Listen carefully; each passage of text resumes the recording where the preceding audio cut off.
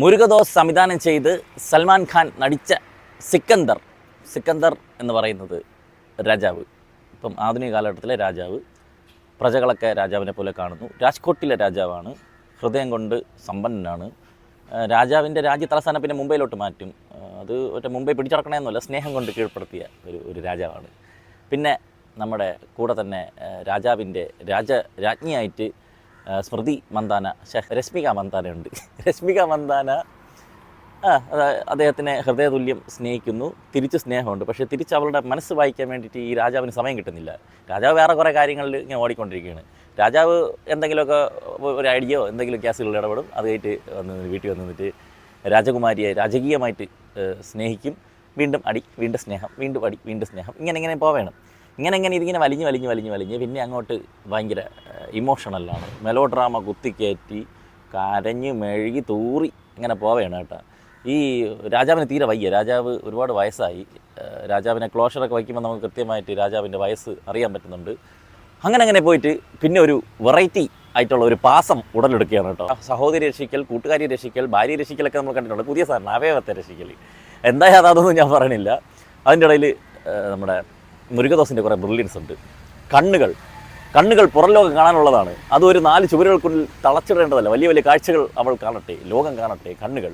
പിന്നെ ശ്വാസകോശത്തിന് ആവശ്യമായിട്ടുള്ള ശുദ്ധമായി കൊടുക്കേണ്ടത്, പ്രകൃതിയിൽ നിന്ന് അതെടുത്ത് എത്തിക്കേണ്ടത് മനുഷ്യരുടെ കടമയാണ്. ആ പ്രകൃതിയെ ഒരിക്കലും മലിനമാക്കരുത്. പിന്നെ ഹൃദയത്തിനെ മുറിവേൽപ്പിക്കുന്നതൊന്നും toxic masculinity, male chauvinism, alpha male, ഇതൊന്നും ഹൃദയത്തിന് നല്ലതല്ല സുഹൃത്തുക്കളെ. ഇങ്ങനെ ഒരുപാട് സോഷ്യൽ മെസ്സേജുകൾ മുരുകദോസ് നമ്മുടെ സൽമാൻ ഖാനിലൂടെ പറഞ്ഞ സിനിമയാണ് സിക്കന്ദർ. ഈ സിനിമയിൽ സൽമാൻ ഖാൻ ഈ മോട്ടിവേഷൻ പറയുന്ന സമയത്ത് തമിഴ് അവന്മാരൊക്കെ ട്രോളുന്നത് നിങ്ങൾ ശ്രദ്ധിച്ചിട്ടുണ്ടാകും. ഒരു ഫോട്ടോ എടുത്തിടും, ആരെങ്കിലും ഒരു സീനോ ഫോട്ടോ എന്തെങ്കിലും സ്റ്റില്ലായിട്ട് വെച്ചിട്ട് മാത്രം ഒരു അനിമേഷൻ കൊണ്ട് സീൻ അനക്കിയിരിക്കും. അതുപോലെ അദ്ദേഹം ഇങ്ങനെ മോട്ടിവേഷൻ വാരി തൂവുകയാണ്. പിന്നെ വരുന്ന പ്രധാനപ്പെട്ട ഒരു നടി കാജൽ അഗർവാൾ. ഇത് കാജൽ അഗർവാളാണെന്ന് കുറേ തന്നെ കഴിഞ്ഞപ്പോൾ എനിക്ക് മനസ്സിലായത്. വേറെ എന്തോ പ്ലാസ്റ്റിക് സർജറി ചെയ്തു വെച്ചിരിക്കുന്നതാണ് എനിക്ക് തോന്നുന്നത്. പഴയ ക്യൂട്ട്നെസ് ഒക്കെ പോയി കണ്ണും ചിരിയും കണ്ടിട്ടാണ് ഇത് അവളല്ലേ എന്നെനിക്ക് തോന്നിയത്. നന്നായിട്ടുണ്ടായിരുന്നു. നല്ലൊരു ക്യാരക്ടർ. പിന്നെ വില്ലൻ ക്യാരക്ടർ വരുന്നു. വില്ലൻ ക്യാരക്ടർ സത്യരാജിൻ്റെ പ്രതികാരം ഒരു വെറൈറ്റി പ്രതികാരമാണ് കേട്ടോ. ഇങ്ങനെയൊക്കെ വേണം പ്രതികാരം തീർക്കാൻ.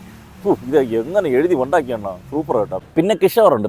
കിഷോർ എന്ത് ചെയ്യണമെന്ന് അറിഞ്ഞൂടാതെ തേരാപ്പാര അങ്ങനെ തെക്കൂടെ കിടക്കുന്നു. പിന്നെ 3 Idiotsലെ മറ്റേ ഒരുത്തമുണ്ടല്ലോ മറ്റേ ആത്മഹത്യ ചെയ്യാൻ ശ്രമിക്കണം, അവൻ്റെ പേര് ഞാൻ മറന്നു കേട്ടോ. അവയുണ്ട്. ഇത് നമ്മളെ സർബത്ത് ഷമീർ എന്ത് പറഞ്ഞാലും ചിരിച്ചോന്ന് പറയും പോലെ കൂടെ നിന്ന് ചിരിക്കാൻ വേണ്ടി ചേർത്ത്. ഇങ്ങനെ ഇവർ കുറേ പേര് നടരാജ വിഗ്രഹങ്ങളെ പോലെ അങ്ങോട്ടും ഇങ്ങോട്ടും നടക്കുന്നു. യാതൊരു ഹാപ്പനിങ്സും ഇല്ലാതെ, ഒരു തരത്തിൽ ഇമോഷൻ കണക്റ്റ് ആക്കാതെ, ബോറടിപ്പിക്കുന്ന രീതിയിലുള്ള സീനുകൾ തുടരെ വരുന്നു.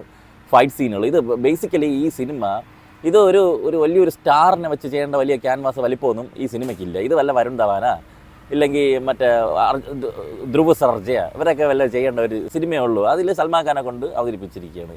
യാതൊരു ലക്കും ലഗാനും ഇല്ലാത്ത ഒരു സിനിമ. ഇങ്ങനെ അങ്ങ് കണ്ടു തീർത്ത ഒരു പ്രതീതിയായിരുന്നു. ഫൈറ്റ് സീനൊക്കെ എടുത്തു വെച്ചിട്ട് ഇത് കാണുമ്പോൾ നമുക്കിപ്പം എന്തൊക്കെ തന്നെ ആയിരുന്നാലും എമ്പുരാൻ സിനിമയിൽ ടെക്നിക്കലി അത് ചെയ്തു വെച്ചിരിക്കുന്നത് അത്രയും മെച്യൂറായിട്ട് അത്രയും നല്ല രീതിയിൽ ചെയ്തു വെച്ചിരിക്കുന്നതിന് അവരെ കൈയടിച്ചേ പറ്റുള്ളൂ. കാരണം ഈ സിനിമയിലൊക്കെ ഉള്ള ബോംബ് ബ്ലാസ്റ്റുകൾ കാണുന്നോടെ കോമഡി എന്ന് പറഞ്ഞാൽ ഇതിനേക്കാളും നന്നായിട്ട് ഡോറ ബുജ്ജിയിൽ ബോംബ് ബ്ലാസ്റ്റ് നടത്തി. അത്രയും ഗുരുലായിട്ടാണ് ഇത് ചെയ്തു വെച്ചിരിക്കുന്നത്. ഫൈറ്റൊക്കെ എവിടെ എന്തൊരടി നടന്നാലും ഇപ്പോൾ ഹിന്ദി സിനിമയിൽ വലിയൊരു ടയർ അങ്ങ് കൊണ്ടിടും. ഈ ടയറിൽ ഇടിച്ച് യവന്മാരെല്ലാം ഇങ്ങനെ തിറക്കി ജമ്പ് ചെയ്ത് കളിക്കുന്ന വില്ലന്മാർ, ഇങ്ങനത്തെ കുറേ ആവശ്യമില്ലാത്ത കുറേ ഫൈറ്റുകളും കുറേ കാര്യങ്ങളും. അതുപോലെ കുറേ ഉണ്ടായി, നമുക്ക് പറയാൻ പറ്റില്ല, സ്പോയിലർ ആയതുകൊണ്ട്.